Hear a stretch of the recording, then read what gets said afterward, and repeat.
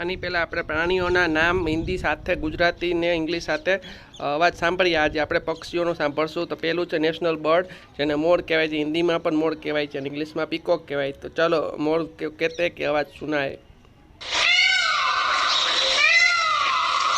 जो बारिश आती है तो वो नाचता है और अपने पंख खोलकर सुंदर आवाज़ से हमको मनमोहित कर देता है. तो अभी रात को जो जागता है घुवड़, उसको उल्लू कहते हैं और इंग्लिश में आउल कहते हैं. तो चलो उसका आवाज़ सुनते हैं.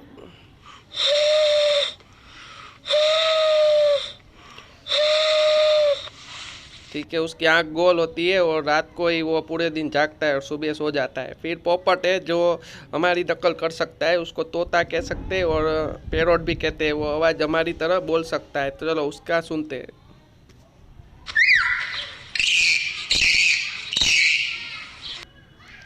आगे बगलो है. बगलो को बगुला कहते हैं हिंदी में और इंग्लिश में स्टॉक कहते हैं. तो उसकी आवाज़ सुनते हैं.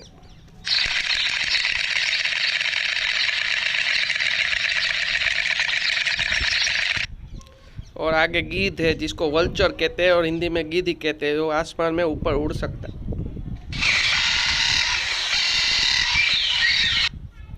फिर समड़ी है जिसको चील कहते हैं हिंदी में और इंग्लिश में काइट कहते हैं.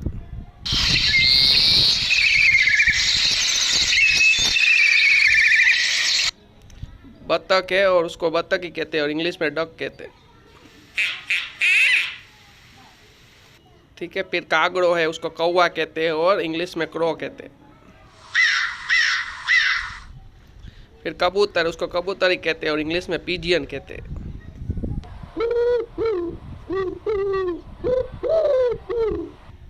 ठीक है, वो शांति दूत का एक वाहक है. हंस है, उसको हंसी कहते हैं और श्वान कहते हैं. वो पानी में रहता है.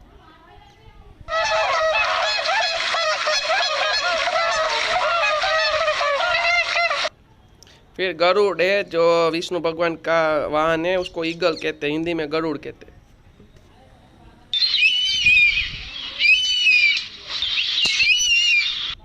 फिर चकली है जो सोने की चिड़िया हम कहते हैं, उसको हिंदी में गौरैया भी कहते हैं और स्पैरो इंग्लिश में कहते हैं.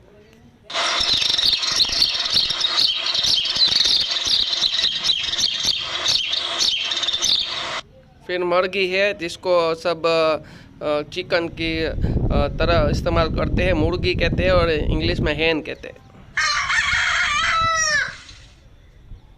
फिर कोयल है, उसको कोयल ही कहते हैं, उसकी आवाज़ मधुर होती है, उसको कुकू कहते हैं इंग्लिश में.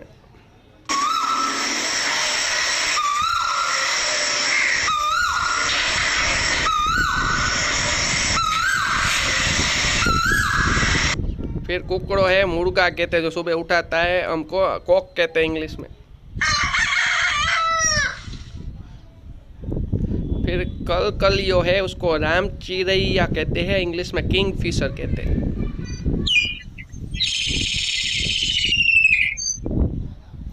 ऐसे हमने अलग अलग पक्षी के आवाज़ और इसके पहले प्राणियों की आवाज़ सुने. और भी आगे हम बहुत सीखेंगे.